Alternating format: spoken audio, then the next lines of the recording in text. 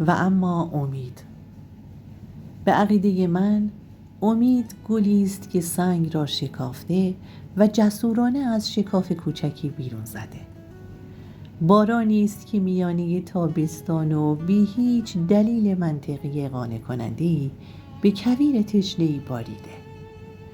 لبخندی است که پس از اشک‌های فراوان بی اختیار بر لبی نقش بسته و نوزادی است که پس از 30 و چند سال انتظار و درست زمانی که هیچ کس فکرش را هم نمی کرد متولد شده.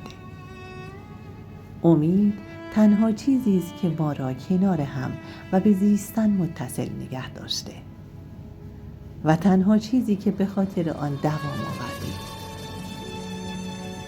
به همدیگر امید تعارف کنیم. این چیزی از ما کم نمی کند، اما باعث می شود تاریکی های حوالیمان کمتر شود و در جهان روشنتری به بقا فکر کنیم. و اما امید.